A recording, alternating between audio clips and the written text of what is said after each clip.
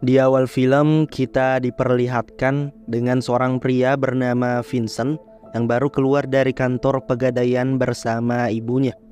Rupanya keluarga Vincent saat ini sedang membutuhkan uang banyak untuk biaya pengobatan ayah Vincent di rumah sakit. Ternyata 1 minggu yang lalu ayah Vincent mengalami kecelakaan parah sehingga ia harus segera dioperasi.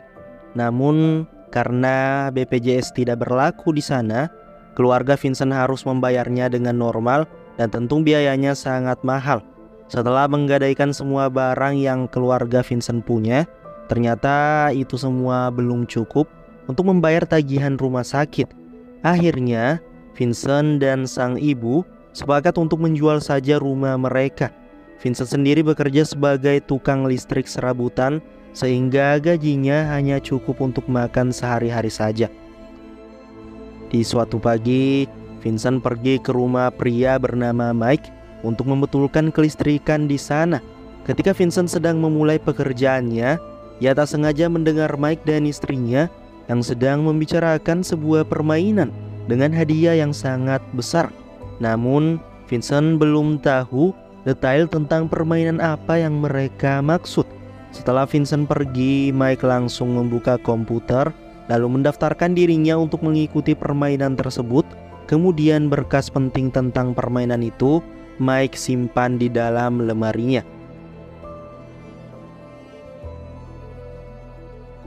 Keesokan harinya, Vincent kembali ke rumah Mike untuk melanjutkan pembetulan listrik di sana.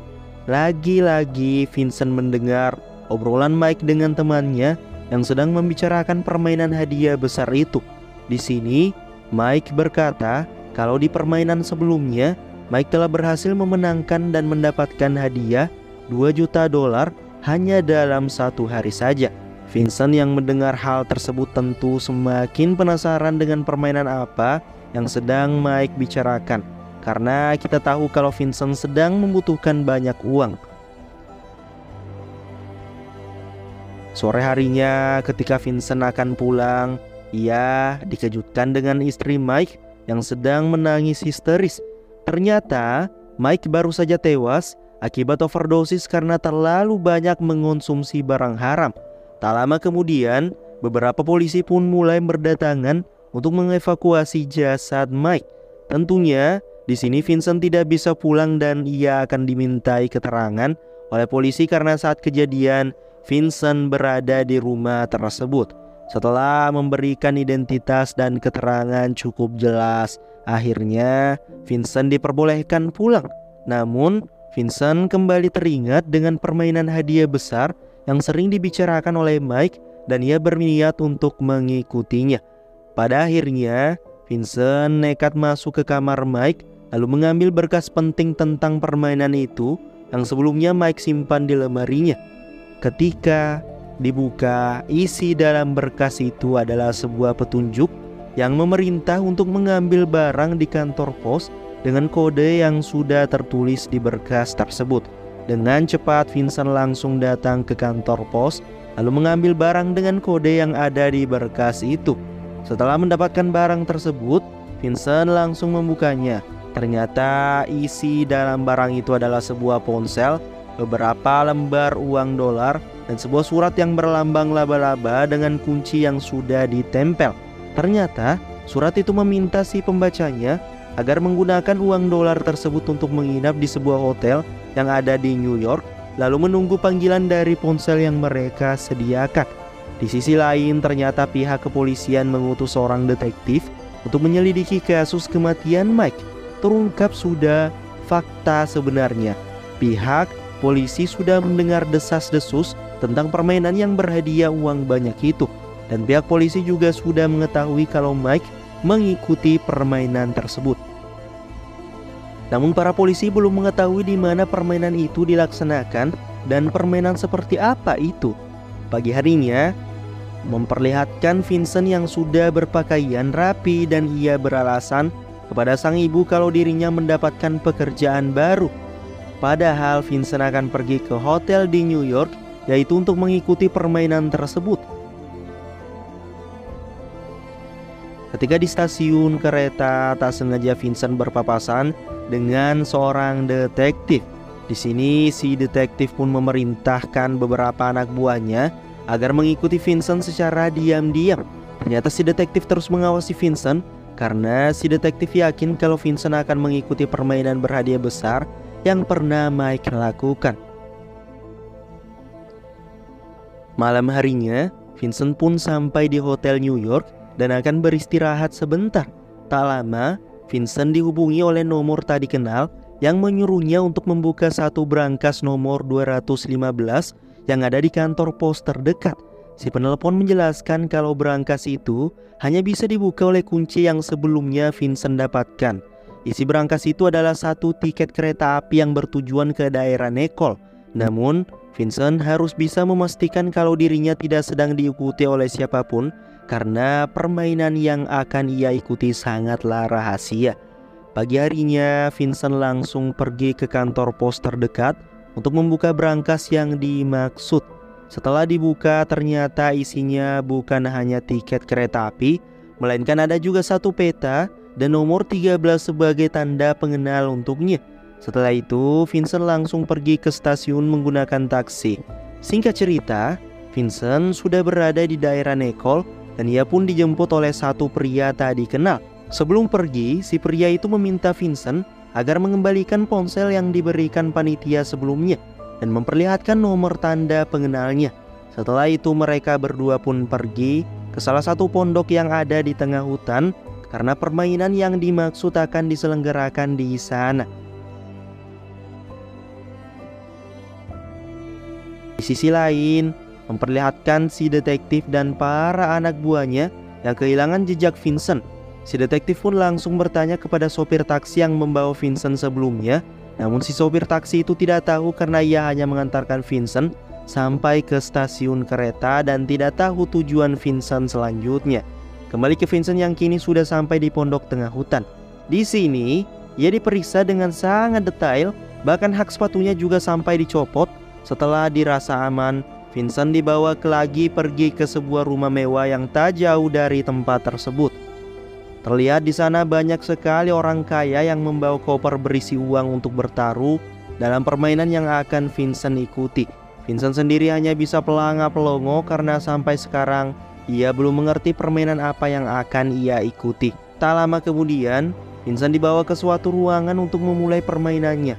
Ternyata permainan itu adalah permainan Russian Roulette yang sangat berbahaya, di mana setiap peserta berbaris melingkar secara acak, lalu mengisi satu peluru ke pistol mereka yang telah panitia siapkan. Kemudian, wasit akan meminta agar para peserta memutar silinder pistolnya berkali-kali, lalu menembakkannya ke setiap masing-masing peserta. Jika peserta yang sedang apes maka ia akan tewas tertembak. Namun peserta yang beruntung maka tembakannya akan kosong karena si peluru tidak pas dengan silinder pistol yang telah diputar tadi. Tak lama, wasit meminta semua peserta agar bersiap dan mereka diberi waktu untuk mengisi satu peluru. Namun Vincent yang baru pertama memegang pistol di tangannya menjadi gemetar sehingga tidak bisa memasukkan peluru ke dalam pistolnya. Untungnya ada pria yang menjemput Vincent tadi lalu membantunya mengisi peluru tersebut. Semua peserta berjumlah 16 orang dan salah satunya adalah pria bernama Ronald yang merupakan kakak kandung dari Jason Statham. Jason sengaja menyuruh Ronald untuk mengikuti permainan ini karena hidup Ronald sudah tak akan lama lagi akibat ia menderita kanker. Selain Ronald, kita juga diperkenalkan dengan satu peserta bernama Frankie yang merupakan mantan bos mafia. Frankie mau mengikuti permainan ini karena usahanya sedang bangkrut dan ia membutuhkan modal yang banyak untuk memulai lagi usahanya. Kemudian, wasit pun meminta semua peserta untuk bersiap karena permainan akan segera dimulai. Dan inilah yang terjadi. Cylinders. Stop! When the bulb lights up, you shoot!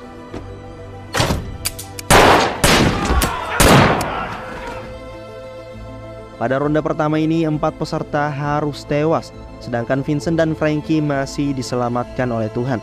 Ketika istirahat, Jason mendekati beberapa konglomerat yang pesertanya sudah gugur. Di sini ia merayu mereka agar mau bertaruh lagi, yaitu memegang Ronald, kakaknya. Karena jika banyak yang bertaruh untuk Ronald, maka ketika menang nanti ia akan mendapat hadiah 2 kali lipat. Pada akhirnya para konglomerat itu pun mau bertaruh untuk Ronald. Beberapa menit kemudian permainan ronde kedua pun akan segera dimulai. Kali ini peluru yang digunakan bertambah menjadi 2 peluru, yang artinya kemungkinan peserta tertembak akan lebih besar lagi. Semua peserta yang tersisa mulai berbaris melingkar lalu memasukkan peluru sambil memutar silindernya. Dan inilah yang terjadi. Stop!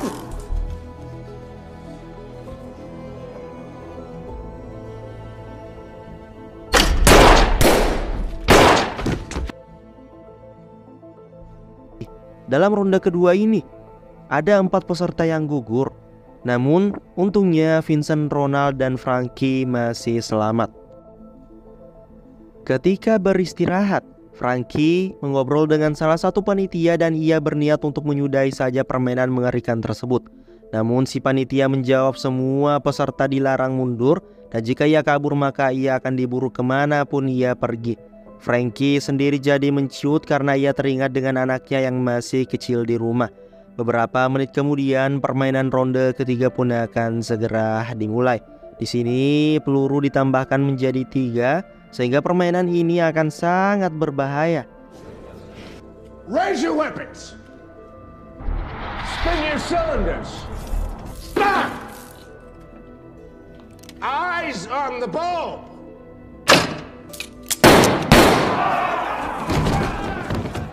Dalam ronde ketiga ini ada 3 peserta yang gugur.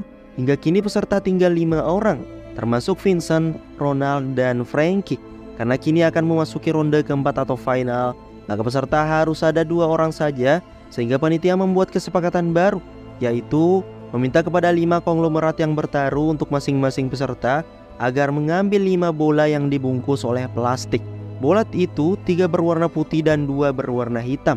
Jika mereka mendapat bola hitam, maka peserta mereka harus mengikuti permainan ronde 4 atau final. Dan untuk yang berwarna putih, maka peserta diperbolehkan pulang, namun dengan syarat harus tutup mulut. Dari kelima konglomerat itu, si pria kembar dan Jason lah yang mendapatkan bola hitam, yang artinya Vincent dan Ronald harus masuk ke ronde 4 untuk menyelesaikan permainan. Sedangkan untuk Frankie dan 2 lainnya, konglomerat mereka mendapatkan bola berwarna putih sehingga mereka diperbolehkan pulang. Frankie yang mengetahui hal tersebut terlihat sangat bahagia karena kebetulan ia juga ingin menyudahi permainan tersebut dengan cepat. Frankie langsung berkemas karena ia ingin pulang hari ini juga. Di sisi lain, memperlihatkan Jason yang begitu bersemangat karena ia yakin kalau kakaknya akan menang. Apalagi lawannya hanyalah Vincent, seorang pria remaja yang masih belum punya pengalaman. Tak lama final pun akan segera dimulai, dan wasit meminta Vincent dan Ronald agar segera bersiap dengan pistol yang diisi 3 peluru. Mereka pun mulai menodongkan senjata masing-masing, dan inilah yang terjadi. Pada tembakan pertama tidak ada peluru yang keluar, sehingga membuat semua orang yang ada di sana menjadi tegang. Kemudian wasit meminta mereka agar memulai lagi untuk melakukan tembakan kedua, dan inilah hasilnya.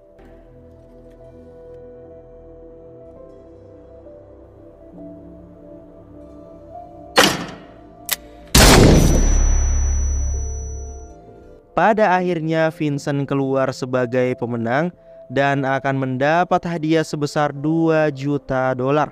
Melihat kakaknya tewas, Jason menjadi marah hingga ia pun meninggalkan tempat tersebut.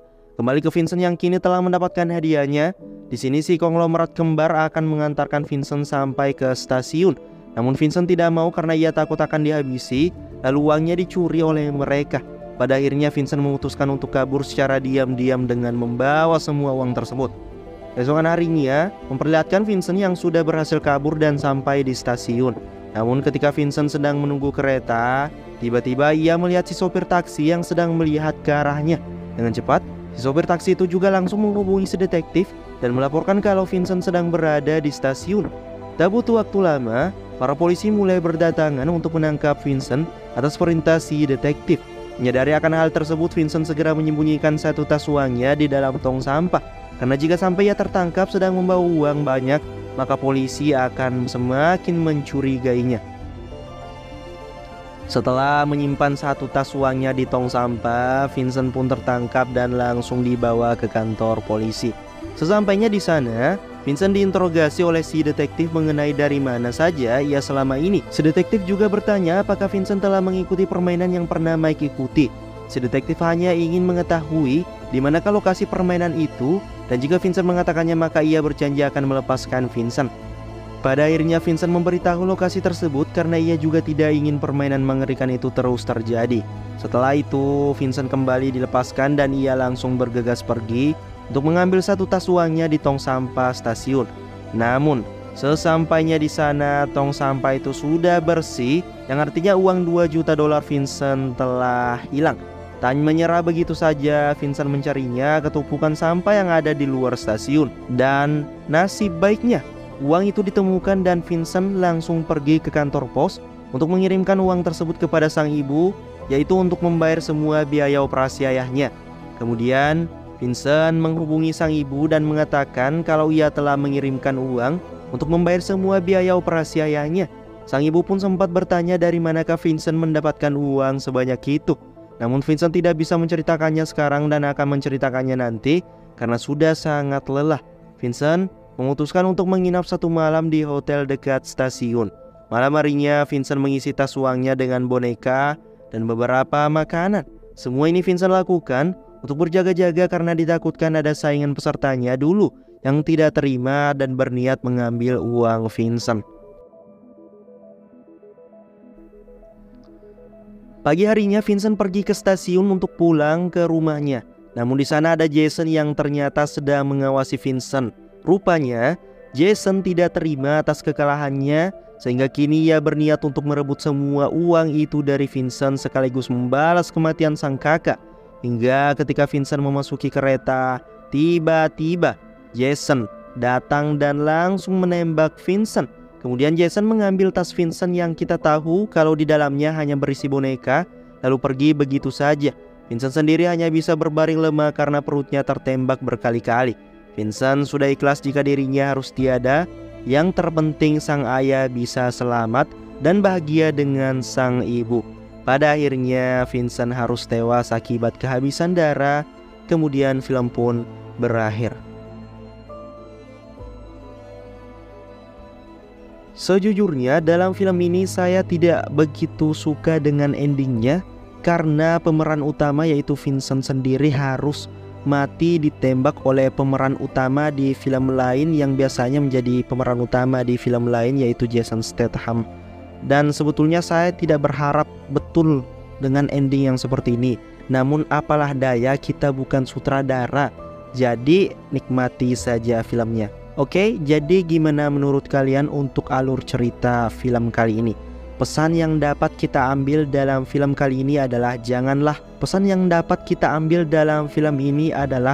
janganlah menghalalkan segala cara untuk mendapatkan kepuasan diri kita sendiri.